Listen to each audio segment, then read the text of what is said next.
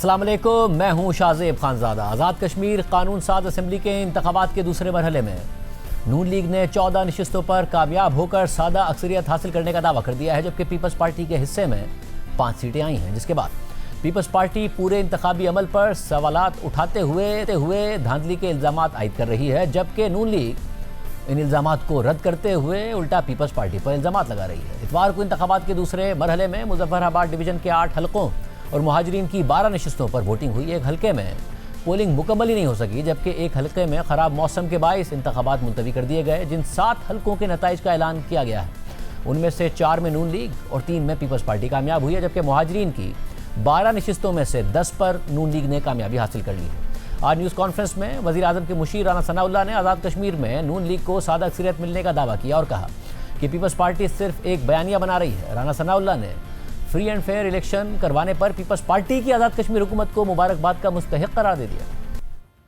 20 सीटों में मुस्लिम लीग नून ने 13 सीटों पे ऊपर जो है वो कामयाबी हासिल की। मुजफ्फराबाद की 7 में से 4 सीटों पे पाकिस्तान मुस्लिम लीग नून के उम्मीदवार कामयाब हुए हैं और 3 सीटों पे पीपल्स पार्टी कामयाब हुए हैं। अब उन्हें लोगों को बताना होगा वो धांधली के नतीजे में कामयाब हुए हैं या एक फ्री और फेयर इलेक्शन जिसका मैंने भी कल दावा किया था उसकी वजह से जो है वो कामयाब हुए हैं। मुहाजिरीन की सीटों पे पीपल्स पार्टी ने कोई कंपेन नहीं की, पीपल्स पार्टी वहाँ पे गई ही नहीं, कोई इलेक्शन नहीं लड़ा वहाँ पे। बाद सीटों पे आज़ाद और बाद सीटों पे मुस्लिम कॉन्फ्रेंस के लोग जो है वो मुस्लिम लीग नून के मुकाबले में इलेक्शन जो है वो लड़ रहे थे। जब उनसे सबूत मांगे तो फिर 13 हल्कों में धांधली से 4 पे आ गए। जब मजीद एविडेंस मांगी तो 4 से 2 पे आ गए। हमने कहा कि इसको इलेक्शन कमीशन में ले जाते हैं, फोरेंसिक ऑडिट करवाएं, लेकिन वो एक बयानिया बना रहे थे। आज़ाद कश्मीर की गवर्नमेंट भी मुबारकबाद की मुस्तहिक है, वहाँ पे चीफ सेक्रेटरी साहब, IG साहब भी मुबारकबाद के मुस्तहिक हैं कि उन्होंने ये बड़ा फ्री एंड फेयर इलेक्शन जो है वो कराने में कामयाब रहे हैं। इसके जवाब में पीपल्स पार्टी के रहनुमा और सिंध के सीनियर वजीर शर्जील मेमन ने कहा कि आज़ाद कश्मीर के वजीर आज़म शिकायत करते रहे कि आज़ाद कश्मीर के सदर पर हमला हुआ है, मगर IG और चीफ सेक्रेटरी ने दाद रसी नहीं की। नून लीग के तमाम उम्मीदवारों को 2 दिन पहले स्टैंप पर लगे हुए बैलेट पेपर्स दे दिए गए थे। आज़ाद कश्मीर में वजीर आज़म की नहीं चलती। शर्जील मेमन ने मजीद कहा कि इंतजामिया का कंट्रोल नून लीग की क़यादत के पास है। प्राइम मिनिस्टर साहब हमारे सामने कंप्लेंट्स करते रहे कि जी हमारे सदर पे, आज़ाद कश्मीर के सदर की बात करें, उस पर अटैक हुआ है, तो कोई कार्रवाई दाद रसी ना IG साहब की तरफ से हुई ना चीफ सेक्रेटरी साहब की तरफ से हुई। कश्मीरियों के मुफादात को आपने रौंदा अपने मुफादात के ऊपर। पोलिंग का अमला दोपहर को 12 बजे तक नहीं आएगा तो क्या हम कंप्लेंट नहीं करेंगे? प्रिजाइडिंग ऑफिसर हैं, वो दरवाजा बंद करके और अंदर पंजाब पुलिस बैठी और स्टैंपिंग होती रही और हम सुबह को हमें देख रहे हैं कहीं पे कार्रवाई हो रही है तो हम क्या कंप्लेंट नहीं करेंगे? हम इंतजार करेंगे कि रिजल्ट आए उसके बाद कंप्लेंट करें। नैयर बुखारी साहब ने जो प्रेस कॉन्फ्रेंस की वहां पे उन्होंने बैलेट पेपर्स दिखाए। बैलेट पेपर्स पे स्टैंप लगे हुए थे PMLN के। ये कहां से आए? 2 दिन पहले ही तमाम कैंडिडेट्स को PMLN के ये बैलेट पेपर्स दिए गए थे। कश्मीर में हुकूमत जो है, प्राइम मिनिस्टर साहब जरूर मौजूद है, लेकिन वहाँ पे IG और चीफ सेक्रेटरी साहब आपकी फेडरल गवर्नमेंट भेजती है और उनको पता होता है कि जो उनको नौकरी जो है फेडरल गवर्नमेंट के कहने पे ही करनी है, वो प्राइम मिनिस्टर की वहाँ नहीं चलती। एडमिनिस्ट्रेटिव कंट्रोल सिर्फ आप लोगों का वहाँ पे था, PMLN की क़यादत का। शर्जील मेमन ने यह भी कहा कि आज़ाद कश्मीर के इंतखाबात में 2024 की तारीख को दोहराया गया। नून लीग ने पीपल्स पार्टी को 2.5 साल के लिए भी ऑफर की थी, मगर पीपल्स पार्टी ने कहा कि हम फॉर्म 47 की हुकूमत में शामिल नहीं होंगे। 2024 के इंतखाबात की तारीख को दोहराया गया। कश्मीर के इंतखाबात में जब ये इंतखाबात हुए थे 2024 में, पाकिस्तान पीपुल्स पार्टी ने क्लियरली कहा था कि हम लोग PTI से भी बात करेंगे, PMLN से भी बात करेंगे। PTI ने मना कर दिया, PMLN ने कहा कि ठीक है हम मत बनाते हैं। उन्होंने ऑफर दी थी पीपुल्स पार्टी को कि आप वफाकी वजारत ने, पीपुल्स पार्टी ने मना किया, बोला हम गवर्नमेंट का हिस्सा नहीं बनेंगे। पीपुल्स पार्टी को उन्होंने ये भी 2.5 साल का भी के लिए भी ऑफर की थी, पीपुल्स पार्टी ने रिफ्यूज किया। जिस वज़ीर आज़म की कुर्सी के लिए लोग क्या क्या करते हैं, पीपुल्स पार्टी ने कहा हम इस तरीके से फॉर्म 47 टाइप की हुकूमत है, इसमें हम शामिल नहीं होंगे। क्या PMLN ने आज दिन तक माना है कि 2024 का मैंडेट इनका खैराती था? या जो चीफ मिनिस्टर साहिबा थी या प्राइम मिनिस्टर साहब थे या मियां नवाज शरीफ साहब थे, क्या ये अपनी सीटें जीते? ये अपनी सीटें नहीं जीते थे। फॉर्म 47 के जरिए ये हुकूमत कायम हुई, किसी से ये बात छुपी हुई है? दूसरी तरफ मुल्क में गवर्नेंस, नए सूबों या इंतजामी यूनिट्स की बहस जारी है। चंद दिन पहले वफाकी वज़ीर दाखिला मोहसिन नकवी ने इस्लामाबाद में पाकिस्तान इकनॉमिक समिट से खिताब करते हुए कहा था कि जिस सिस्टम में हम रह रहे हैं ये कोलैप्स कर चुका है। एडमिनिस्ट्रेटिव यूनिट्स या सूबे जो भी नाम दें, हमें उनकी तरफ जाना होगा। ये निज़ाम 70 साल से डिलीवर नहीं कर सका, आइंदा 10 साल भी नहीं कर पाएगा। और फिर मोहसिन नकवी को नून लीग की क़यादत में से ख्वाजा आसिफ और राना सनाउल्लाह ने जवाब दिया और अब अंसार अब्बासी साहब की खबर के मुताबिक ज़राए का कहना है कि साबिक़ वज़ीर आज़म नवाज शरीफ ने नून लीग की सीनियर क़यादत को हिदायत दी है कि वफाकी वज़ीर दाखिला मोहसिन नकवी के तबाहशुदा निज़ाम के हालिया बयान को नज़रअंदाज करें। हमारे साथ राना सनाउल्लाह साहब मौजूद। राना साहब बहुत शुक्रिया शो में ज्वाइन करने के लिए। ज़ाहिर है जो पीपल्स पार्टी आप पर इल्ज़ामात लगा रही है उस पर भी बात करेंगे। क्या दुरुस्त है कि मियां नवाज शरीफ ने आपको दीगर क़यादत को मना कर दिया है कि मोहसिन नकवी के बयान को नज़रअंदाज करें, जवाब मत दें? ये दुरुस्त है। और क्यों मना किया, क्या कहकर मना किया?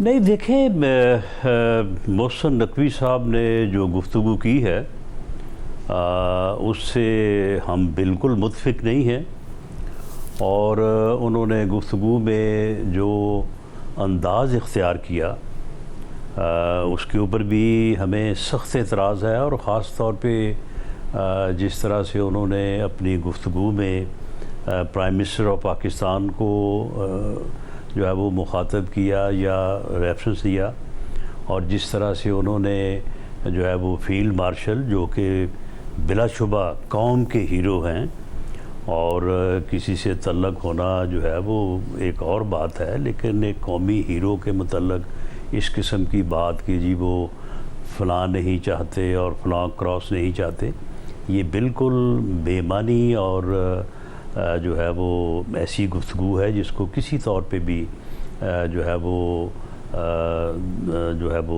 नहीं पसंद किया जा सकता। लेकिन इस बहस को मज़ीद उलझाने की तरफ जाने की बजाय जो है वो पार्टी लीडरशिप की तरफ से यही जो है वो एडवाइस है कि इसको जो है वो नज़रअंदाज किया जाए, क्योंकि ये बेमानी गुफ्तगू है, इसका कोई सियाक़ व सबाक़ नहीं है। मतलब अगर बेमानी होती तो DGISPR ने इंतज़ामी यूनिट्स के हवाले से, गवर्नर्स के हवाले से उनकी बात को इंडोर्स किया था। ये ज़रूर कहा था कि ज़ाती मौक़िफ़ है, मगर इंडोर्स किया था। तो आप नज़रअंदाज तो नहीं कर रहे हैं, आप तो फिर कई कदम पीछे हट रहे हैं। या तो इदारा वजाहत करता या फिर इदारा आप लोगों को वजाहत देता, आप लोग खुद ही पीछे हट गए। नहीं, देखें इसमें पीछे हटने वाली बात नहीं है। हर चीज़ के ऊपर हमारा एक अपना मौक़िफ़ है। उनको रेफ़र किए बग़ैर आप अगर कोई इस बारे में बात करनी चाहते हैं तो बिल्कुल हम उसका जो है वो अपनी सोच के मुताबिक या पार्टी पॉलिसी के मुताबिक जवाब देने को तैयार भी हैं और पाबंद भी हैं। मतलब मगर क्या खुद वज़ीर आज़म, बतौर वज़ीर आज़म शहबाज शरीफ साहब ये भी नहीं पूछ सकते मोहसिन नकवी साहब से कि भाई आपने बयान क्यों दिया था, किसके इमा पर दिया था? या फिर आप सिस्टम को की तबाही का तो बात कर रहे हैं, PCB में तो ना मैं मुदाखलत करता हूं ना कोई और करता है, आप करता धरता है, वहां पर आपने क्या बेहतर कर लिया है? एक सवाल भी नहीं पूछ सकते उनसे? नहीं, क्यों नहीं पूछ सकते। वज़ीर आज़म जो है वो अपने किसी भी कैबिनेट मेंबर से हर तरह की जो है वो पूछ-गिछ कर सकता है, और कल मोहसिन नकवी साहब वज़ीर आज़म को मिले भी हैं, और वहाँ पे कोई गुफ्तगू हुई होगी जिसका मैं प्रीवी तो नहीं हूँ, लेकिन उसके बाद जब पार्टी लीडरशिप ने ये एडवाइस किया है तो मेरा ख़्याल है कि वहाँ पे ज़रूर इस बारे में जो है वो बात हुई होगी, जो कि आइंदा जब भी कोई मीटिंग होती है कैबिनेट की तो उसमें ये चीज़ें जो है वो सामने आ जाएंगी। और इसके ऊपर बिल्कुल हम बात करना चाहते थे, मैं भी बात करना चाहता था और आज भी करना चाहता था, अगर पार्टी की तरफ से जो है वो इंस्ट्रक्शन ना होती। तो अब अगर पार्टी की तरफ से इंस्ट्रक्शन है तो जब भी ये कैबिनेट मीटिंग होती है या जब भी वज़ीर आज़म इस बारे में बात करते हैं तो बिल्कुल होगी बात, क्यों नहीं होगी। मगर काबीना के इजलास में नहीं आते? ख्वाजा साहब ने कहा कि मोहसिन नकवी तो आप बात वज़ीर आज़म से ही कर पाएंगे, अपनी पार्टी के अंदर ही आप लोग बात कर लेंगे, वो तो आएंगे नहीं। नहीं, अगर वज़ीर आज़म बुलाएंगे तो फिर क्यों नहीं आएंगे? कल गए नहीं है वज़ीर आज़म से मिलने, तो वज़ीर आज़म बुलाएंगे उन्हें अगली काबीना की मीटिंग में ताकि आप सब उनके सामने बात कर सकें। देखिए, वज़ीर आज़म अगर बुलाना चाहें तो फिर वो क्यों नहीं आएंगे, ज़रूर आएंगे। और अगर जिस तरह से मैंने अर्ज़ किया है कि मैं तो बिल्कुल इसके ऊपर बात करनी चाहता था और मैं इसका शाफी जवाब देना चाहता था, लेकिन जो है वो पार्टी जो है वो इस बारे में मैं समझता हूँ कि पार्टी लीडरशिप ने इस बारे में जो भी लाहे अमल या जो भी इस बारे में उनका की सोच होगी वो यकीनन जो है वो बेहतर होगी। राणा साहब, जनरल फैज़ को नहीं हटाना चाहते थे बतौर DGI इमरान खान साहब, और ज़ाहिर इदारा चाहता था जनरल नदीम अंजुम को लगाया जाए। आखिर में पीछे हटे इमरान खान साहब 2 कदम और जनरल नदीम अंजुम को उन्होंने लगाया, मगर दरार पड़ गई थी और उस दरार से हुकूमती दीवार गिर गई थी। ये जो हुआ है, जो कुछ मोहसिन नकवी साहब ने कहा है, दरार पड़ गई है या नहीं पड़ी है? नहीं, इससे क्या दरार पड़नी है? मेरे ख्याल में तो मोहसिन नकवी साहब पता नहीं जो कहना चाहते थे वो कह नहीं पाए, या बात किधर से किधर को जो है वो चली गई। मामला ये है कि मेरी नज़र में या मेरी समझ में जो है वो जो सिस्टम है वो तो इस मुल्क में एक पार्लिमानी जमहूरी सिस्टम है। इस मुल्क में एक आइन है जिसे हम 1973 का आइन कहते हैं, और ये सिस्टम जो है ये सिस्टम ही इस मुल्क को पिछले तकरीबन 60 साल से जो है वो मुतहद रखे हुए है। और ये आइन जो है ये एक इस फेडरेशन और इस फेडरेशन की जो इकाइयाँ हैं उनके दरमियान एक मजबूत इत्तेहाद की अलामत है, और इस सिस्टम में कोई कमी नहीं है। हाँ, अगर कमी है तो इस सिस्टम के ऊपर अमल करने में है। अगर अमल इस सिस्टम के ऊपर किया जाए तो ये सिस्टम जो है ये डिलीवर कर सकता है। अगर हम इसके ऊपर अमल ही ना करें और उसके बाद कहें कि जी ये सिस्टम जो है ये कोलैप्स कर गया, आप माने ना माने, तो भाई फिर इस तरह से कहने से तो कोई कुछ हासिल नहीं होगा। ये सिस्टम जो है ये एक मैं समझता हूँ कि एक ऐसा सिस्टम है कि जिसको हमारे यानी बुज़ुर्गों ने, हमारे बड़ों ने जो है वो मुत्तफ़िक़ा तौर पे जो है वो इसको तश्कील दिया, इसको तरतीब दिया, और यही वो एक ऐसा मुक़द्दस डॉक्यूमेंट है, एक मुक़द्दस जो है वो सिस्टम है जिसमें पार्लियामेंट भी है, जिसमें जुडिशरी भी है, जिसमें एग्जेक्टिव भी है, जिसमें इलेक्शन भी है, जिसमें केयर टेकर सेटअप भी है, जिसमें हर चीज़ है। तो इसके ऊपर अमल करने में मेरी नज़र में अमल करने में कमी है, और अगर अमल इसके ऊपर किया जाए तो ये सिस्टम जो है ये आज भी डिलीवर कर सकता है, कल भी कर सकता था, और आने वाले कल भी जो है ये सिस्टम डिलीवर कर सकता है। राज साहब, ज़रा जो पाकिस्तान की तारीख़ है उसमें पहले ये कहा गया बेनज़ीर भुट्टो बुरी हैं, नवाज़ शरीफ साहब अच्छे हैं, फिर बताया गया नवाज़ शरीफ साहब बुरे हैं, जनरल मुशर्रफ का मार्शल लॉ आ गया, फिर बताया गया पीपल्स पार्टी नून लीग दोनों ही बुरे हैं, इमरान खान साहब आ गए, फिर बताया गया कि वो बुरे हैं, आप लोग आ गए, और ये भी हुआ कि जनरल मुशर्रफ भी कहते थे कि शहबाज शरीफ मंजूर है, नवाज़ शरीफ नहीं। जनरल बाजवा भी कहते थे कि शहबाज शरीफ तो मंजूर थे, मगर क्योंकि शहबाज शरीफ ने अपने भाई को धोखा नहीं दिया तो मामला आगे बढ़े नहीं। मगर अब शहबाज शरीफ आ गए, अगर अब भी निज़ाम काम नहीं कर रहा तो निज़ाम सिस्टम खुद अपने गिरेबान में ना झांक ले कि मसला क्या है। नहीं, देखें, नहीं, शाहजेब निज़ाम कैसे काम नहीं कर रहा? निज़ाम के ऊपर तो अमल करना है। निज़ाम खुद कह रहा है कि निज़ाम काम नहीं कर रहा है। कि मैं नहीं कह रहा, निज़ाम की जो बुनियादी इकाई है, नहीं, सुन लेना, सिस्टम है, सिस्टम खुद कह रहा है कि सिस्टम काम नहीं कर रहा। निज़ाम नहीं, सुन लेना सिस्टम क्या, जो यानी मैं सिस्टम पे अमल भी नहीं कर रहा, मैं निज़ाम पे अमल भी नहीं कर रहा, और मैं खुद ही कह जा रहा हूँ कि जी ये निज़ाम जो है ये नकारा हो गया, ये निज़ाम जो है ये जो है वो डिलीवर नहीं कर रहा। इस सिस्टम की बुनियादी जो बहुत सारी जो चीज़ें हैं उनमें से एक चीज़ जो है वो यानी सेपरेशन ऑफ पावर है। यहाँ पे एग्जेक्टिव है, यहाँ पे जो है वो जुडिशरी है, यहाँ पे लेजिस्लेचर है। मैं दावे से कहता हूँ कि इन तीनों जो इकाइयाँ हैं ये अगर आइन में दर्ज अपनी अपनी हदूद में काम करना शुरू कर दें, एक साल में, मैं को 10 साल या 5 साल की बात नहीं करता, एक साल में जो है ये हर चीज़ जो है वो डिलीवर करेगी, हर चीज़ जो है वो ठीक हो जाएगी। लेकिन अमल मैं ना करूं और उसके बाद कहूँ कि जी ये सिस्टम तो डिलीवर नहीं कर रहा, तो फिर इसका तो कोई हल नहीं है। बरसा, मगर जब आप कह रहे हैं हर इकाई अपने अपने दायरे में काम करे, आप लोग तो इस बात को दिफा करते हैं कि हाइब्रिड निज़ाम ही मुल्क की बका की ज़मानत है। अब उनकी तरफ से फेलियर की बात आ रही है, आपकी तरफ से अपनी अपनी हदूद में जाने की बात आ रही है। नहीं, मैंने तो कभी ये नहीं कहा कि हाइब्रिड निज़ाम जो है वो ख्वाजा आसिफ साहब का बहुत अच्छे तरीके से काम कर रहा है। हाँ, अब चलें, ख्वाजा आसिफ साहब, मेरा ख्याल है कि ख्वाजा आसिफ साहब के इस बयान से मुराद ये है कि अस्करी और सियासी क़यादत जो है वो बाहम एक दूसरे के इज़्ज़त, एहतराम और मशावरत से जो है वो फ़ैसले करे। तो ये बहुत अच्छी बात है। इस निज़ाम में या इस आइन में कहाँ मना किया गया है कि ये तीनों अदारे जो हैं ये आपस में जो है वो मशावरत के साथ और आपस में जो है वो एक बाहमी जो है वो इज़्ज़त और एहतराम के साथ जो है वो काम ना करे।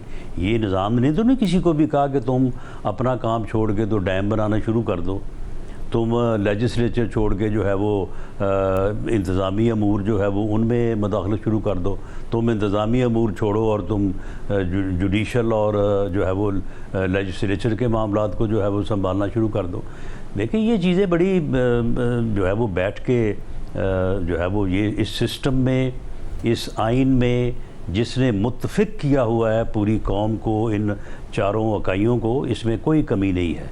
इसके ऊपर अगर इसमें कमी है तो इसके ऊपर अमल दरामद करने में कमी है, हमें वो देखना चाहिए, उस कमी को दूर करना चाहिए। तो मैं समझता हूँ कि ये बिल्कुल ये सिस्टम, ये निज़ाम जो है यकीनन जो है वो डिलीवर करेगा, कर सकता है। ये कमज़ोरी अमल करने वालों में है कि हम अमल भी नहीं करते और उसके बाद जो है वो हम जो है वो फिर गुफ्तगू भी करते हैं। क्या हुकूमत को 6 माह की डेडलाइन दी गई है, पीपल्स पार्टी को भी, नून लीग को भी, कि आपने ये जो नए इंतजामी यूनिट्स हैं इस मामले को हल करना है अगले 6 महीने में? किसने डेडलाइन दी है आपके ख्याल में? इदारों की तरफ से, इस्टेब्लिशमेंट की तरफ से? बिल्कुल बिल्कुल गलत है। कोई इस्टेब्लिशमेंट की तरफ से, कोई अदारों की तरफ से जो है वो इस किस्म की ना कोई डेडलाइन दी गई है, ना इस बारे में कोई जो है वो बात हुई है। ये सब जो है वो किस्से कहानियाँ हैं। और राना साहब अगर ये जी, और राना साहब अगर ये समझा जाए कि आम आदमी के मसाइल को हल करने के लिए या उसके मसाइल को डोर स्टेप के ऊपर जो है वो पहुंचाने के लिए जो है वो एक एम्पावर्ड जो है वो बलदियाती निज़ाम की ज़रूरत है या छोटे इंतज़ामी यूनिट्स की ज़रूरत है, तो वो मान लो पार्लियामेंट में पेश होगा, पार्लियामेंट में डिस्कस होगा, पॉलिटिकल पार्टीज़ जो है वो अपने तौर पे अपने अजलास करेंगी, अपने फ़ैसले करेंगी। इस बारे में अभी तक PMLN ने जो है वो बाज़ाब्ता तौर पे तो कोई डिस्कशन नहीं हुई। और हाँ साहब, अब 2 मरहले मुकम्मल हो गए, आपको सिंपल मेजॉरिटी हासिल हो गई है, 45 के ऐवान में 23 आप सीटें जीत चुके हैं जैसा कि आपने कहा। नाउ बिलावल भुट्टो ज़रदारी साहब कह चुके थे अगर धांधली हुई तो फिर मैं आपकी वफाकी हुकूमत गिराने के लिए आऊँगा, और वो अब कह रहे हैं कि धांधली के ज़रिए आप जीते हैं। तीसरे मरहले के बॉयकॉट की भी का भी इंदिया दिया जा रहा है पीपल्स पार्टी के कुछ रहनुमाओं की तरफ से। तो किस तरह मनाएंगे पीपल्स पार्टी को, या आपको ये उम्मीद है मनाने वाले मना लेंगे, ऐसे ही चलता रहेगा? नहीं, बनाने वाले क्यों बनाएंगे, बनाने वाले जो है वो हम ही हैं। और पीपल्स पार्टी जो है वो मेरा ख़्याल है कि उन्होंने अपने तौर पे ये तरीक़ाकार अपनाया है कि वो 10 अगस्त के आखिरी मरहले तक जो है वो अपने लोगों का हौसला बढ़ाने और अपने लोगों को पूरी तरह से इलेक्शन में इन रखने के लिए जो है वो इस किस्म का एक बयानिया जो है वो चलाना चाहते हैं, जो उन्होंने पहले मरहले में जैसे ही जो है वो रिज़ल्ट सामने आए तो उन्होंने एकदम जो है वो शोर व वेला किया और मुज़फ़्फ़राबाद में लोगों को कहा कि हाँ वहाँ पे तो धांधली हुई है और उस धांधली में जो सीटें छीनी गई हैं हम वो वापस छीन लेंगे, आप यहाँ पे हिम्मत करें, आप यहाँ पे जो है वो डट के जो है वो इलेक्शन लड़ें। और अब जब मुज़फ़्फ़राबाद में इलेक्शन हो रहा था तो उन्होंने एक शुरू से ही सुबह 10 बजे से ही बयानिया जो है वो बनाना शुरू कर दिया। आप कोई उनसे पूछे कि 7 सीटों पे इलेक्शन हुए, 7 में से 3 पे तो आप जीते हैं। ये सारी धांधली जो है वो एक हलके में हो रही थी और 7 वाले में नहीं हो रही थी। बात सिर्फ ये है कि वो एक उनका ये यानी तरीक़ाकार उन्होंने अपनाया। मगर साहब आज शजीब अहमद साहब ने कहा कि आप 2024 चलाया जाए। शजीब अहमद साहब ने कहा आपने 2024 की तारीख दोहराई है, फॉर्म 47 की हुकूमत आपकी पहले ही वफाक और पंजाब में है, खैराती मैंडेट से आप इक़्तिदार में हैं, chief minister, prime minister Nawaz Sharif सब अपनी सीटें हार गए थे और हमें कहा गया था कि 2.5 साल आप ले लें, 2.5 साल हम ले लेते हैं। हमने कहा हम ऐसी खैराती मैंडेट वाली हुकूमत नहीं लेंगे। चलें, इस खैराती मैंडेट वाली हुकूमत तो वो नहीं लेना चाहते, वज़ीर आज़म तो नहीं बनना चाहते, तो ये इस खैराती मैंडेट के ऊपर सदर बने बैठे हैं। जो वोट वज़ीर आज़म ने लिए और वज़ीर आज़म जो है वो वज़ीर आज़म बतौर वज़ीर आज़म जो उन्होंने ओथ लिया, क्या वही वोट लेके सदर पाकिस्तान आसफ़ अली ज़रदारी साहब जो हैं वो ईवान सदर में नहीं बैठे? शर्जील मेमन साहब ज़रा तकल्लुफ़ फरमाएँ और उनसे तो जाके पूछें कि आप खैराती मैंडेट और फॉर्म 47 के वोट लेके जो है वो इधर ऐवान सदर में बैठे हैं, तो ज़रा पहले उनको तो निकालें, उसके बाद फिर वज़ीर आज़म से भी बात कर लें। और ये जो बात उनकी तरफ से की गई, राना साहब के 2.5 साल का क्या कोई फार्मूला डिस्कस हुआ था? अपने वर्कर्स को जो है वो अपना यानी जो है वो इलेक्शन के लिए जो है वो एक इसे प्रोपेगेंडा ही आप कह सकते हैं। और राना साहब क्या ये बात दुरुस्त है जो वो कह रहे हैं कि आप लोगों की होती ना इसमें कोई, ये बात दुरुस्त है जो वो कह रहे हैं 2024 के इलेक्शन के बाद आप लोगों ने ऑफर की थी कि 2.5 साल हम हुकूमत करेंगे, 2.5 साल फिर आप हुकूमत कर लें, बट उन्होंने मुस्तरद कर दिया पीपल्स पार्टी ने? ऐसी कोई बात नहीं हुई और ऐसा कोई यानी जो डॉक्यूमेंट है वो इत्तफाक से मैंने जो है वो देखा हुआ है, उसमें कोई तकरीबन 16-17 के करीब पॉइंट्स हैं कि जो तय हुए थे कि इस तरह से जो है वो गवर्नमेंट का हिस्सा होगी पीपल्स पार्टी और ये आइनी अहदे जो है वो लेगी। इसके अलावा बाकी और जो कॉरपोरेशंस होती हैं और चीज़ें होती हैं, यानी गवर्नमेंट में पूरी तरह से वो शरीक हैं, सिर्फ कैबिनेट का हिस्सा नहीं है, बाकी हर मामले में बजट में जो उनका एक यानी शेयर बनता है उनकी स्ट्रेंथ के मुताबिक, वहाँ तक के मामला जो हैं वो इन ब्लैक एंड वाइट हैं और वो सारी चीज़ें उन्होंने बैठ के तय की हैं और उसके मुताबिक हर साल वो अपने उन चीज़ों को जो है वो बिल्कुल एक एक करके पूरा करते हैं। और पूरा ये बजट के मौके पे आपके इल्म में होगा कि जो मीटिंग्स होती रही हैं उसमें काफ़ी बाज़ औक़ात जो है वो टेंस सूरत हाल भी पैदा होती रही है। तो जो तय हुआ था, जो गवर्नमेंट को फॉर्म करने का फार्मूला, गवर्नमेंट को चलाने का फार्मूला जो तय हुआ था, पाकिस्तान मुस्लिम लीग नून ने उसके ऊपर जो है वो बड़ी सच्चाई के साथ जो है वो हमेशा अमल किया है और आइंदा भी जितना अर्सा भी ये कोलिशन पार्टनरशिप कायम रहती है उसके ऊपर अमल करेगी। बहुत शुक्रिया हसन अनवर साहब की गुफ्तगू आपने सुनी। पीपल्स पार्टी का मौक़िफ़ मालूम करते हैं पीपल्स पार्टी के रहनुमा नदीम अफजल चंद साहब हमारे साथ मौजूद हैं। चंद साहब बहुत शुक्रिया हमें ज्वाइन करने के लिए। चंद साहब ये खबरें आ रही थी कि पीपल्स पार्टी तीसरे जो मरहले है उसका बॉयकॉट कर सकती है और उसके बाद बिलावल तो कह चुके हैं कि वफाकी हुकूमत की उल्टी गिनती शुरू हो चुकी है। उन्होंने कहा था धांधली हुई तो फिर मैं इनकी वफाकी हुकूमत गिराने आऊँगा। नून लीग कहती है बयानियाँ बना रहे हैं, क्या वाकई ऐसा होगा? क्योंकि सिंपल मेजॉरिटी तो ले गई, 45 में से 23 सीटें तो ले गई है नून लीग। देखिए सीटें उनकी जितनी मर्जी ले जाए, सीटों का कोई सीटें तो उनकी पाकिस्तान में भी काफी हैं। असल चीज होती है कि आपका मैंडेट कितना हक पे है और हलाल पे मबनी है।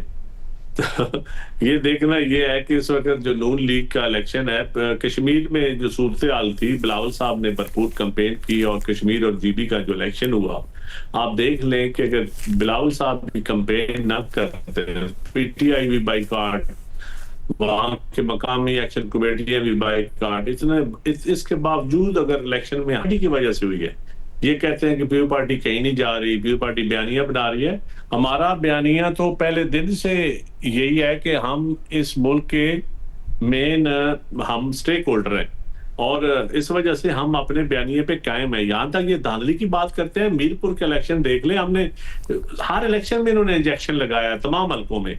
देखिए वहां वो कहते हैं आपकी हुकूमत है, आपकी हुकूमत है, फिर आप लोग ये कहते हैं कि आपकी हुकूमत की चल नहीं रही है, तो कश्मीर के अवाम फिर आपको कैसे वोट दें जब आपके ऑलरेडी जो इस वक्त वजीर आजम है, अगर उसके पास कोई इख्तियार नहीं है किसी भी मामले में, एहतजाज से लेकर इलेक्शन तक, तो आइंदा क्या कर लेंगे आप कश्मीर के लिए? देखें कोई इख्तियार नहीं है उसके पास, वज़ीर आज़म के पास, और इलेक्शन अनाउंस होने के बाद तो बिल्कुल ही इख्तियार नहीं है।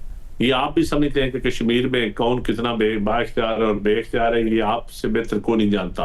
राना साहब तो एवं कौम को घुमाते रहते हैं ना, ये पॉलिटिकल पुराने बाबे हैं, अब इन बाबों का इलाज काकरोच ही है। तो मेरे ख्याल में ये जो है ना इस वक्त जो सूरत हाल बनी हुई है, राना साहब को इस तरह मजाक में कातलाना जो वो सेलिब्रेशन कर रहे हैं, जो उनकी कातल जश्न है। अब अगर हमारा मुश्ताक शाह शहीद हो जाए तो कहते हैं उसको धक्का मिला, हालांकि उसके सर में डंडा पड़ा है। और जो हमारा लतीफ अकबर साहब वोट कास्ट करने गए हैं तो वहां, और फिर जो हमारे एमएनए को जो फायर लगा है वो समझते हैं उसकी कोई अहमियत नहीं है, क्या वो खुद साख्ता है।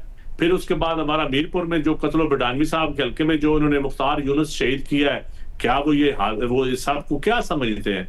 उनके आगे लाशें 2, 4, 5 लाशें कुछ भी नहीं है, ये हकीकत है। लेकिन हमारे लिए बड़ी अहमियत की अमल है।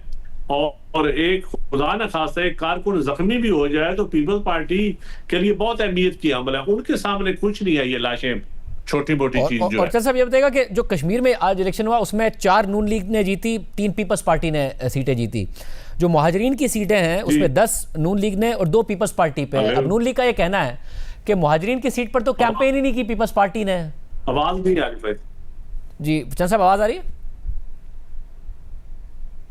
भाईजान आपकी आवाज नहीं सही आ रही। अब आ रही है चंद साहब? नहीं, अब आई है। आ रही है, ओके। चंद साहब, जो कश्मीर में इलेक्शन हुआ उसमें नून लीग, हेलो, आवाज आ रही है चंद साहब? जी आ रही है जी। तो जो कश्मीर में आज इलेक्शन हुआ उसमें नून लीग ने 4, पीपल्स पार्टी ने 3 जीती, मगर जो मुहाजिरीन की सीटें हैं उस पर 10 नून लीग जीत गई, 2 पीपल्स पार्टी। वो कह रहे हैं आपने कैंपेन कश्मीर में तो की, मुहाजिरीन की सीटों पर तो आपने कैंपेन ही नहीं की है। इसलिए नहीं कैंपेन की कि राणा सनाउल्लाह साहब ने पहले दिन से कहा था कि 11 सीटें तो हमारी जेब में, हम 11 से गिनती शुरू करेंगे। उन्होंने अपनी नीयत, अपना फैसला पहले सुना दिया था, वो रिकॉर्ड पे है वो फैसला, वो नीयत। और उस पर ही बिलावल साहब ने असेंबली में कहा था, उसी की वजह से कश्मीर में हालात खराब हुए, तो उस पे हम क्या कैंपेन करते? उन्होंने तो फैसला सुना दिया था। मगर जो ये जो आप कह रहे हैं कि इसलिए कैंपेन नहीं की, मगर जो 2016 में मुहाजिरीन की सीटों पर, क्योंकि मरकज में नून लीग की हुकूमत थी तो कश्मीर में तो मुहाजिरीन की सीटें 9 इन्होंने जीत ली। 2021 में पीटीआई ने 9 जीत ली क्योंकि उनकी मरकज में हुकूमत थी। तो ये पैटर्न नहीं है कि जिसकी मरकज में हुकूमत हो वो जीत जाता है?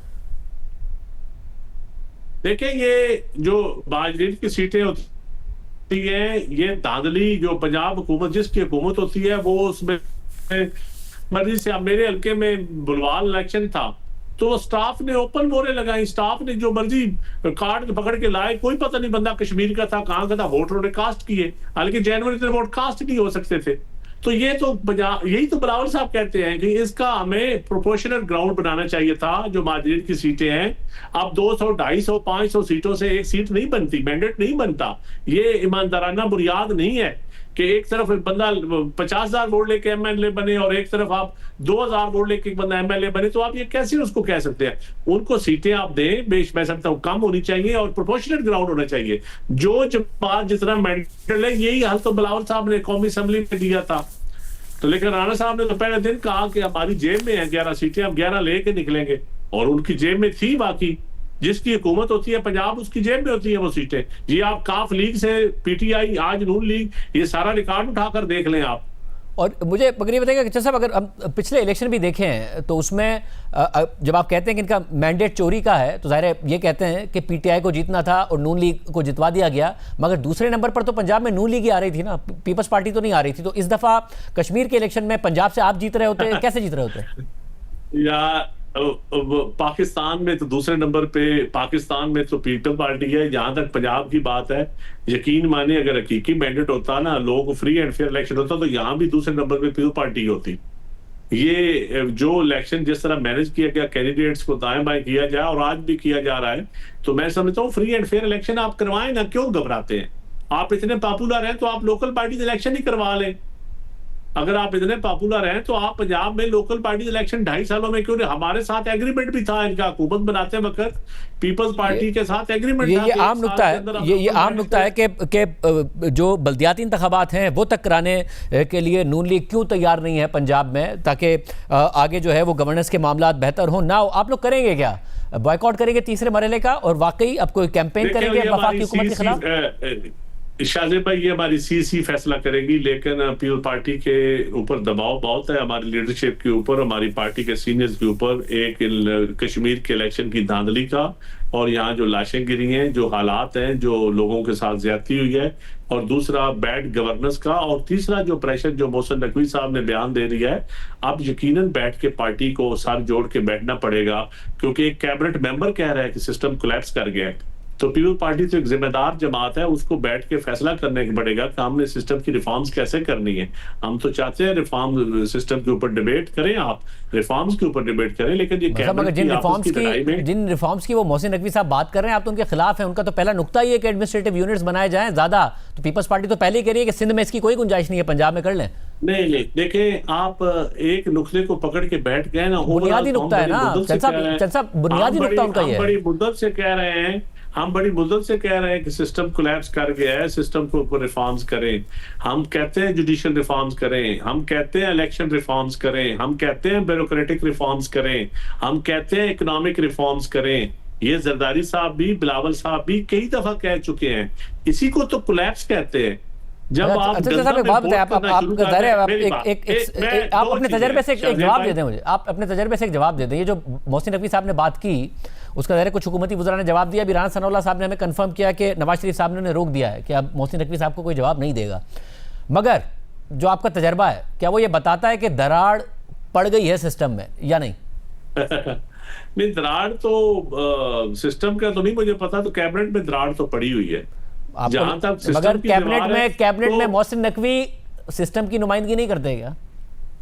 देखिए शाहजेब भाई, सिस्टम इस वक्त वो होता है जिसको पब्लिक की ओनरशिप हो। ईमानदारी की बात यह है कि इस मौजूदा निजाम को पब्लिक की ओनरशिप नहीं है। अवाम तंग है बैड गवर्नेंस से, अवाम लोकल पार्टीज इलेक्शन चाहते हैं, अवाम रिफॉर्म्स चाहते हैं, काश्तकार रिफॉर्म्स चाहता है, ब्यूरोक्रेटिक रिफॉर्म्स होनी चाहिए, जुडिशियल रिफॉर्म्स चाहते हैं। मावरा अदालत कत्ल क्यों हो रहे हैं? क्योंकि जुडिशरी फेल हो चुकी है। आपका judicial system, prosecution, investigation system fail हो चुका है। इकोनॉमिक आपका पैसा बाहर क्यों जा रहा है? आपका इकोनॉमिक मॉडल फेल हो चुका है। ब्रेन ड्रेन क्यों हो रहा है कि नौजवान बेरोजगार है। अब नौजवान अपनी काकरोची के काकरोच नहीं बनेगा तो और क्या बनेगा? बहुत शुक्रिया चंद साहब की गुफ्तगू। आपने हमें ब्रेक शामिल करते हैं। कराची में एक वाकया हुआ है, तहकीकात जारी हैं, मगर अभी तक पुलिस ये नहीं पता लगा पाई है कि मामला क्या है। तफसीलात आपके सामने रखेंगे।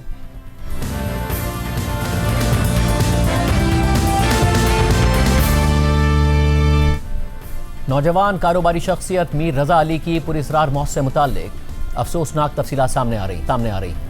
पुलिस अब तक इस सवाल का जवाब नहीं ढूंढ पाई है कि आखिर मीर रजा अली की मौत कैसे हुई। हर गुजरते दिन के साथ तहकीकात में नए शवाहिद सामने आ रहे हैं और नई सीसीटीवी फुटेजेस भी मंजर आम पर आ रही हैं। कराची से ताल्लुक़ रखने वाले 25 साला मीर रजा अली IBA ग्रेजुएट थे और कराची में खाने का कारोबार करते थे। 27 जुलाई को मीर रजा अली रात गए बहादुराबाद में अपनी दुकान से निकले और PCHS ब्लॉक 2 में अपने घर पहुँचे। फिर रात गए अपनी गाड़ी वहीं छोड़कर ऑनलाइन टैक्सी बुक करके गुलिस्तान जौहर पहुँचे। गुलिस्तान जौहर में मीर रजा अली CCTV फुटेज में अकेले चलते हुए दिखाई भी दिए। मगर इसके बाद क्या हुआ, यही सवाल तहकीकात का असल मरकज़ बना हुआ है। नुमाइंदा जियो न्यूज़ ज़ीशान शाह के मुताबिक मीर रजा अली 27 जुलाई की रात तकरीबन 11:15 बजे बहादुराबाद के करीब वाक़े अपनी वॉफल शॉप से निकले, मगर निकलने से पहले अपनी शॉप के सिक्योरिटी गार्ड की गन दराज से निकाली, जैसा कि आप अपनी स्क्रीन पर देख सकते हैं। और इसके बाद वो अपनी गाड़ी में गन रखकर घर पहुंचे। मीर रजा अली को दराज से गन निकालते हुए और फिर गाड़ी में रखते हुए CCTV फुटेज में देखा जा सकता है। फिर मीर रजा अली ने ऑनलाइन टैक्सी बुक की और जाने से पहले अपनी गाड़ी, स्मार्ट वॉच, घर की चाबियां और पर्स को घर पर ही छोड़ दिया और अपने वालिद और वालदा के अकाउंट में पैसे भी ट्रांसफ़र किए। नुमाइंदा जियो न्यूज़ ईशान शाह के मुताबिक मीर रजा अली ऑनलाइन टैक्सी में सुबह 4:02 पर अपने घर से निकले और गुलिस्तान जौहर के लिए रवाना हुए। घर से निकलकर ऑनलाइन टैक्सी में बैठने की CCTV फुटेज भी सामने आ गई, जिसमें नज़र आ रहा है कि मीर रजा अली सफ़ेद रंग की गाड़ी में बैठकर रवाना होते हैं।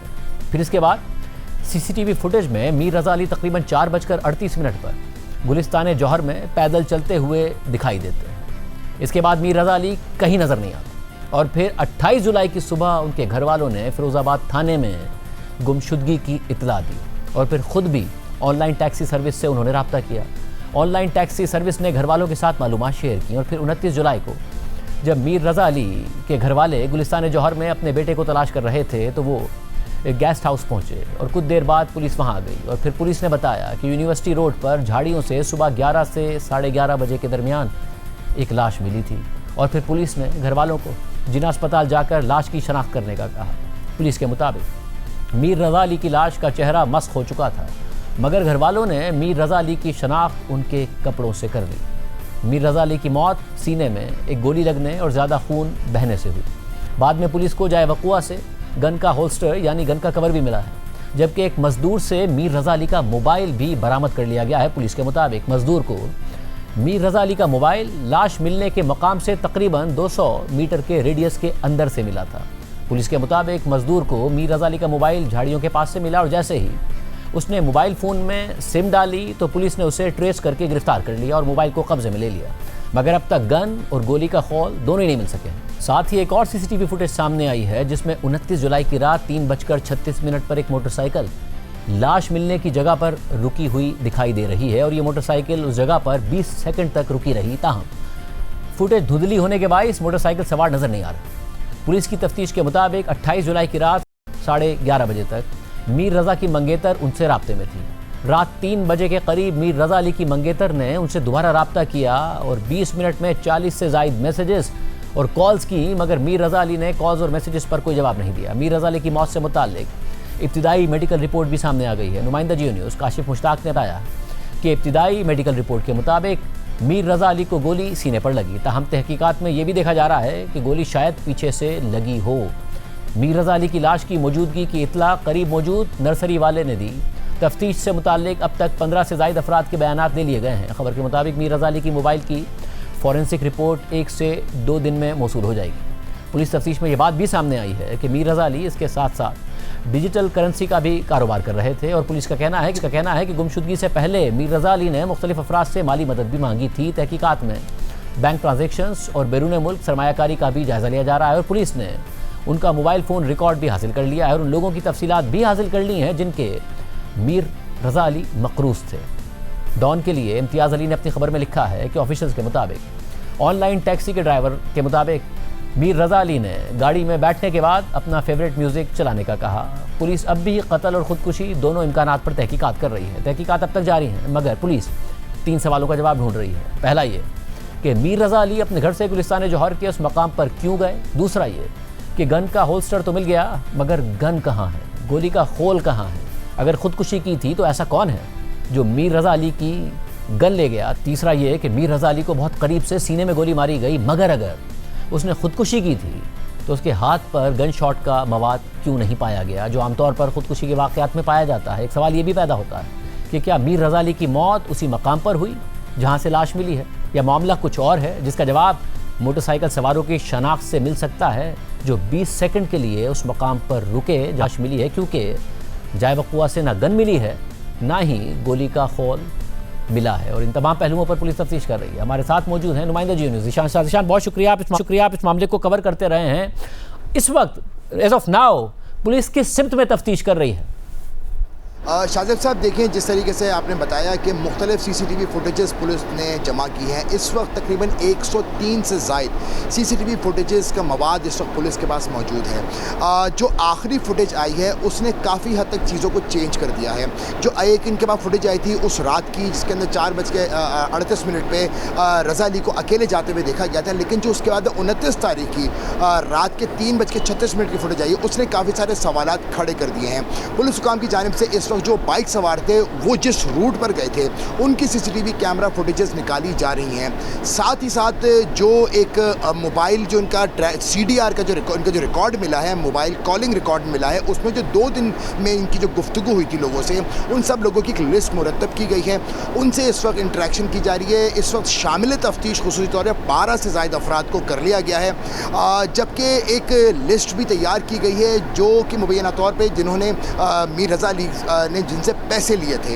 अब इस वक्त ये देखा जा रहा है कि अगर फाइनेंशियल मामले के ऊपर मीर रज़ा अली को इस तरह से टारगेट किया गया था, क्योंकि जिस तरह से वो अपने घर से निकले थे, उनकी जेब में 1000 रुपये का नोट था और उनका मोबाइल फ़ोन था। साथ ही साथ जूँ ही उनकी लाश मिली तो उनके जितने भी सोशल मीडिया के अकाउंट से वो सारे के सारे डीएक्टिवेटेड थे। उनका मोबाइल फ़ोन मुकम्मल तौर पर फॉर्मेट था। तो ये सारे के सारे सवालात ऐसे खड़े हो गए हैं जिसका अभी तक ताहाल जवाब नहीं मिला है। इसके अलावा जो जब इनकी लाश मिली थी तो लाश को इब्तदाई तौर पे जो MLA रिपोर्ट आई थी उसके अंदर कहा गया था कि 30 घंटा पुरानी लाश है, जबकि अहले खाना का एक इल्ज़ाम है कि इनको तशद्दुद का निशान भी बनाया गया है। लेकिन ये सारी की सारी चीज़ें हतमी जवाब इनका केमिकल एग्जामिनेशन रिपोर्ट के बाद सामने आएगा। ताहम जब उस जगह को डिटेल में चेक किया गया तो मोबाइल भी मिला, होल्स्टर भी मिला, लेकिन उसके बावजूद भी गन और जो बुलेट है वो नहीं मिला। अब पुलिस हुकाम की जानिब से मुख्तलिफ जिस एंगल में 2 मोटरसाइकिल सवार भी एक फुटेज में नज़र आए हैं, उस पर भी काम चल रहा है। साथ ही साथ उसी एंगल के कैमरा पे ये भी चीज़ देखी जा रही है कि क्या कोई यहाँ से और मज़ीद कोई यहाँ से गुजरा था कि यहाँ पे कोई शख्स पहुँचा हो, उसने फायरिंग की हो या किसी ने गन यहाँ से ले जाने की कोशिश की हो। साथ ही साथ इस पहलू पे भी काम किया जा रहा है कि जो गोली जो फायरिंग हुई थी वो किस जानिब से की गई है। इतनी रात को क्योंकि इनका एक क्लाउड किचन गुलिस्तान जौहर में वाक़ है, उमूमी तौर पे ये इनका जो डेजर्ट कैफ़े है उसका सामान वहीं पर ही बनता था, लेकिन ये अपने किचन भी नहीं पहुँचे हैं, तो इसलिए अब काफ़ी ज़्यादा गुत्थियाँ उलझ गई हैं। पुलिस इब्तदाई तौर पे तो कुछ मार्क्स मिले थे, लेकिन जिस मकाम से इनकी लाश मिली वो एक बहुत सुनसान एरिया है। गुलिस्तान जौहर ब्लॉक 1 की वो जगह है और रोड से पैरेलल वो एक सर्विस रोड जैसी जगह है जो जिसके आगे की जानिब नर्सरी और पीछे की जानिब झाड़ियाँ थी और उसके अंदर से रज़ा अली की जो है लाश बरामद हुई थी।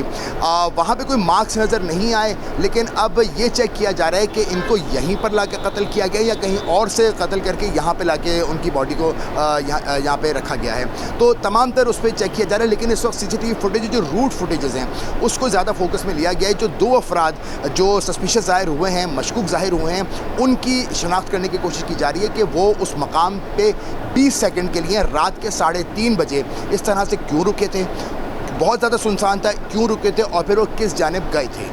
और ये बड़े अहम सवालात हैं, यानी निशान, क्योंकि ये खबरें मीडिया पर ही आई कि पुलिस ये शक कर रही है कि कहीं इन्होंने खुदकुशी तो नहीं की, जिस पर बहुत सारे सवालात पैदा हो रहे हैं कि भाई फिर खोल कहाँ हैं, इसके अलावा पिस्तौल कहाँ हैं, वो वहाँ पर चलकर क्यों गए, ये मोटरसाइकिल वहाँ क्या कर रही थी। तो पुलिस इस बात को अब तफ्तीश कर रही है कि ये मुमकिन तौर पर कत्ल हो सकता है, ये भी हो सकता है कि लाश बाद में यहाँ लाई गई हो। ये तमाम पहलुओं पर पुलिस तफ्तीश कर रही है। शायद साहब बिल्कुल, क्योंकि अगर एक 1 साइडेड होकर इसको खुदकुशी का नाम दे दें तो जो गन मौके से नहीं मिली है, ना ही जो उसकी एम्प्टी जिसे गोली का खोल कहते हैं वो भी वहाँ से नहीं मिला है। तो ये एक बहुत इंपॉर्टेंट पॉइंट है, जबकि ये दोनों चीज़ें किसी भी इन्वेस्टिगेशन में बहुत कलीदी किरदार अदा करती हैं। इसके अलावा अगर ख़ुदकुशी ही करनी थी तो इतनी दूर जाके, क्योंकि उनके पास और भी बहुत सारी जगहें थी, वो घर में भी कर सकते हैं या उनका किचन भी था जो कि खाली था उस वक्त। तो इस किस्म की चीज़ एक जानिब से एक पॉइंट क्रिएट किया गया था, लेकिन उसके बावजूद क्योंकि ये बहुत यंग थे और एक यंग एज में इन्होंने अपना बिजनेस भी खड़ा कर लिया था, साथ ही साथ कुछ ऑनलाइन ट्रेडिंग्स भी कर रहे थे ये, और कुछ इतलात ऐसी भी आई थी कुछ इनको उसके अंदर कोई नुकसान भी हुआ है। लेकिन ये काफ़ी ज़्यादा एक्टिव नौजवान थे और बहुत ज़्यादा सोशल मीडिया पे एक्टिव थे, बिज़नेस के इनोवेटिव आइडियाज़ ढूंढ रहे थे। तो अब इस चीज़ को देखा जा रहा है कि कौन इनके पीछे पड़ा हुआ था, या इनकी किसी लेवल पे किसी से कोई दुश्मनी या कोई इनसे जलन या हसद का शिकार था।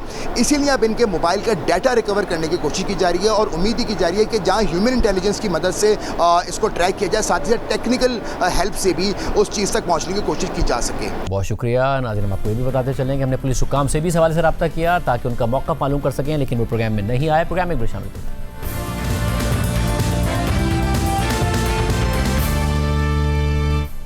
सदर ट्रंप ने एक बार फिर ब्लफ किया, ईरान ने एक बार फिर उनका ब्लफ कॉल कर लिया और ट्रंप ने एक बार फिर पहले ब्लैंक किया और यू टर्न ले लिया। यानी अमेरिकी सदर ट्रंप ने फिर से ईरान जंग से मुताल्लिक अपनी वही पुरानी हिकमत अमली दोहराई, जिसकी वजह से इजराइल समेत खुद अमेरिका के अहम इलाकाई इत्तेहादी भी हैरान और परेशान हैं कि आगे क्या होगा। पहले ट्रंप ने ईरान की पूरी तहजीब मिटाने की धमकी दी थी, फिर सालिसों पर जिम्मेदारी डालकर यू टर्न ले लिया था और अब एक बार फिर सदर ट्रंप ने तकरीबन वही अंदाज इख्तियार किया और ईरान के खिलाफ बहुत बड़े फौजी हमलों का ऐलान कर दिया। यहाँ तक कह दिया कि अमेरिकी फौज उस सतह की कार्रवाई के लिए तैयार है जो दूसरी आलमी जंग के बाद कभी नहीं देखी गई। इसी दौरान ये रिपोर्ट्स भी सामने आई कि अमेरिका और इसराइल मिलकर ईरान के खिलाफ एक बड़ी फौजी कार्रवाई की तैयारी कर रहे हैं, लेकिन फिर वही हुआ जो इस जंग के दौरान कई बार और बार बार हो चुका है। ट्रंप अपनी ही धमकी से पीछे हट गए और दावा कर दिया कि उन्होंने खलीजी ममालिक की दरख्वास्त पर हमले रोक दिए हैं। साथ ही ट्रंप ने यह भी कह दिया कि ईरान के साथ मुज़ाकरात जारी हैं। अब ये एक वाज़ेह पैटर्न बनता जा रहा है पहले ट्रंप कहते हैं कि ईरान के साथ अच्छी बातचीत हो रही है, ईरान मुआहदे के लिए मिन्नतें कर रहा है और वो अमेरिका की तमाम शराइत मानने के लिए बेताब है और स्ट्रेट ऑफ हुर्मुज़ खोलने के लिए भी तैयार है। लेकिन दूसरी जानिब ईरान अवामी सतह पर कभी ऐसे दावों की तस्दीक नहीं करता, बल्कि उन्हें मुकम्मल तौर पर मुस्तरद कर देता है। इसके बाद स्ट्रेट ऑफ हुर्मुज़ में कशीदगी बढ़ जाती है, कोई नया वाक़या हो जाता है और फिर ट्रंप सख्त लहजा इख्तियार करते हुए कहते हैं कि ईरानी बहुत बुरे लोग हैं, उनसे मुज़ाकरात नहीं किए जा सकते, हम हमला करेंगे। फिर ट्रंप ईरान के खिलाफ नई फौजी कार्रवाइयों की धमकियां देते हैं, पावर प्लांट्स, पुलों और एनर्जी इंफ्रास्ट्रक्चर को निशाना बनाने की धमकी दोहराते रहते हैं। लेकिन फिर ये खबरें आती हैं कि ट्रंप की किसी खलीजी या सालिस मुल्क के रहनुमा से बात हुई है, जिसके बाद ट्रंप सोशल मीडिया पर पोस्ट के जरिए अपना ऐलान मौखर करते हैं या मनसूख कर देते हैं और इसकी वजह किसी दोस्त मुल्क की दरख्वास्त या सिफारती कोशिशों को करार दे देते हैं। और यही कुछ गुज़िश्ता हफ्ते के आखिर तक होता रहा।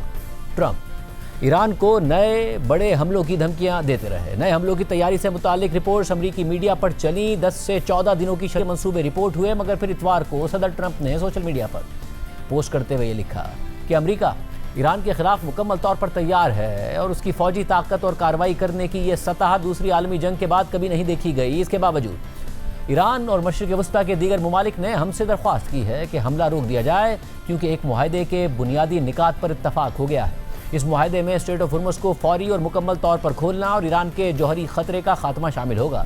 ट्रंप ने मज़ीद लिखा कि इस दरख्वास्त की बुनियाद पर दुनिया के बेहतर मुस्तकबिल और एक कामयाब और खुशहाल ईरान की बका के पेश नज़र मैंने हमला मनसूख करने पर रजामंदी जाहिर कर दी है, बशर्ते के जल्द अज जल्द मुआहदा तय पा जाए। इसराइल भी इस अज़म में मेरे साथ शामिल है। अब सब लोग काम पर लग जाएं और इस मुआहदे को मुकम्मल करें। Thank you for your attention to this matter. और फिर इतवार को ही अपने सदारती जहाज़ एयरफोर्स वन में सहाफ़ियों से बात करते हुए ट्रंप ने यही बात दोहराई और कहा कि उन्होंने ईरान पर बड़े पैमाने के हमले उस वक्त रोक दिए कि जब इत्तेहादी ममालिक और ख़ुद ईरान ने कार्रवाई मौखर करने की दरख्वास्त की। ट्रंप ने कहा कि उन्हें तवक्को है कि जल्द ही स्ट्रेट ऑफ हुर्मुज़ को दोबारा खोलने और ईरान के जौहरी प्रोग्राम से मुताल्लिक मुआहदे तय पा जाएंगे।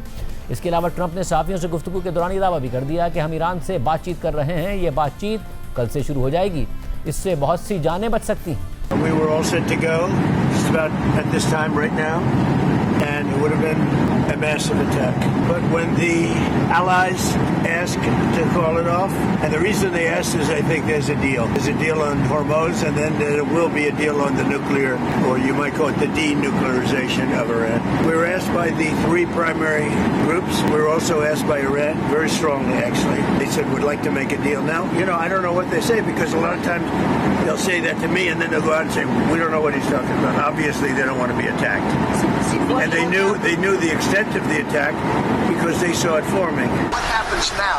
Now what we're doing is we're talking to them in the form of a negotiation. It begins tomorrow afternoon, and we'll see if it's sure. I'd love to do that, save a lot of lives. अहम बात यह है कि Trump के इस दावे से पहले खबर आई थी कि सऊदी वली अहद शहजादा मोहम्मद बिन सलमान का ट्रंप से अहम टेलीफोनिक रब्ता हुआ है, जबकि अब यह खबर भी सामने आई है कि स्ट्रेट ऑफ हुर्मुज़ के मामले में भी पेशरफ्त हुई है, जिसके बाद ट्रंप ने हमले रोक दिए। इस हवाले से अमरीकी अखबार वॉल स्ट्रीट जर्नल ने लिखा है कि इस मामले से बाखबर अफराद के मुताबिक सदर ट्रंप ने ईरान पर नए हमलों का फैसला मौखर कर दिया, क्योंकि सालिसों ने स्ट्रेट ऑफ हुर्मुज़ को दोबारा खोलने के मंसूबे पर नई पेशरफ्त की है। जबकि चंद खलीजी ममालिक ने भी सदर ट्रंप पर जोर दिया कि वो ईरान के साथ मुज़ाकरात का रास्ता इख्तियार करें। और सऊदी अरब के सरकारी मीडिया के मुताबिक इस मामले से वाकिफ सऊदी हुक्काम ने बताया है कि ट्रंप के ऐलान से सिर्फ चंद घंटे पहले सऊदी वली अहद मोहम्मद बिन सलमान ने उनसे फ़ोन पर बात की और खित्ते में कशीदगी कम करने के लिए मुज़ाकरात पर जोर दिया। जबकि इस मामले से वाकिफ हुक्काम के मुताबिक सऊदी वली अहद मोहम्मद बिन सलमान ने ईरान से मुताल्लिक अमरीकी हिकमत अमली और मुजव्वज़ा हमलों के मंसूबे के बारे में भी वजाहत तलब की। सारी सूरत हाल में इस मामले से वाकिफ अफराद का यह भी कहना है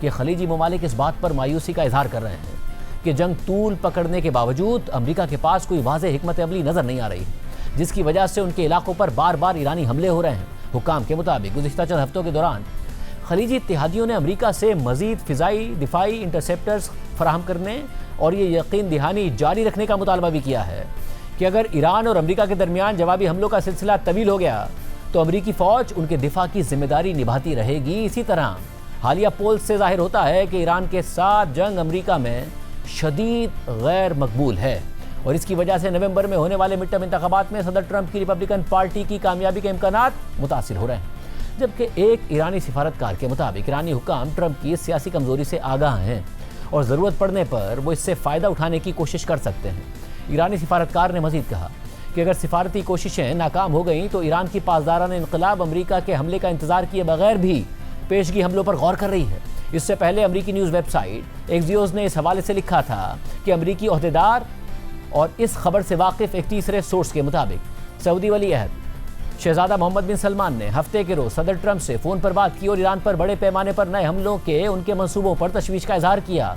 एक अमरीकी ओहदेदार के मुताबिक सऊदी हुक्काम ने तशवीश का इजहार किया और अमरीका की उन नई कार्रवाइयों के मंसूबे के बारे में वजाहत मांगी, जबकि इस गुफ्तगू से वाकिफ एक दूसरे सोर्स का कहना है कि सऊदी वली अहद मोहम्मद बिन सलमान ने सदर ट्रंप पर जोर दिया कि वो कशीदगी कम करें और इन हमलों से गुरेज करें। रिपोर्ट में मजीद लिखा है कि सूरत हाल में सऊदी अरब के अलावा कतर, मुत्तहदा अरब अमारात, तुर्की और पाकिस्तान समेत दीगर इलाकाई ममालिक भी अमरीका और ईरान पर जोर दे रहे हैं कि वो कशीदगी कम करें।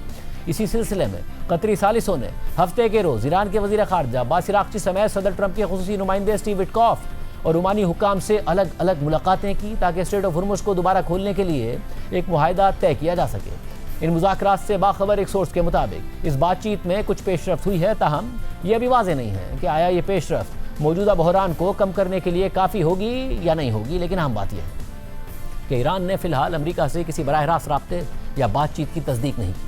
अलबत्ता ईरानी हुक्काम स्ट्रेट ऑफ हुर्मुज़ के मामले में ओमान के साथ बातचीत में पेशरफ्त का दावा ज़रूर कर रहे हैं। इस हवाले से आज ईरानी वज़ारत ख़ारजा के तर्जुमान इस्माइल बकाई ने प्रेस ब्रीफिंग के दौरान कहा है कि ईरान स्ट्रेट ऑफ हुर्मुज़ में एक आर्जी बहरी राहदारी कायम करने के लिए ओमान से मुज़ाकरात कर रहा है, जो अलग अलग बहरी रास्तों के बजाय दोनों सिमतों में इस्तेमाल होने वाला एक मुश्तरका रास्ता होगा।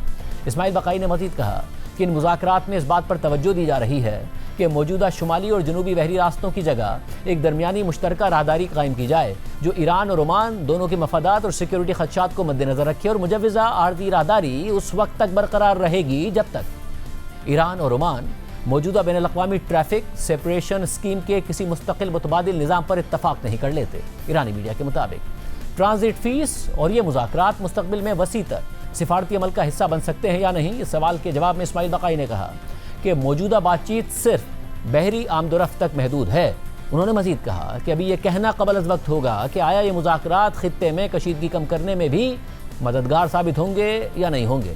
साथ ही इस्माइल बकाई ने यह भी कहा कि ओमान के साथ होने वाले मुज़ाकरात में कोई तीसरा फरीक शामिल नहीं है और अमरीका से मुताल्लिक़ मामलात और उसकी जानिब से किए गए वादों पर अमल दरामद का जायज़ा बाद में हालात के मुताबिक लिया जाएगा। इस दौरान इस्माइल बकाई ने जोर दिया कि किसी भी हतमी मुआहदे में खुद मुख्तारी, कौमी सलामती और बहरी खिदमात से मुताल्लिक़ तमाम उमूर को मुकम्मल तौर पर मद्देनज़र रखा जाएगा। इसके अलावा ईरान के सदर मसूद पेज़ेशकियान का अमरीका के साथ मुआहदे, ख़ास तौर पर पाकिस्तान की सालिसी में तय पाने वाली मुफाहमती याददाश्त से मुताल्लिक़ अहम बयान भी सामने आया है, जिसमें वो बज़ाहिर इस मुआहदे के नाक़दीन को पैगाम दे रहे हैं कि इस मुआहदे पर अमल दरामद ही ईरान के लिए बेहतर है।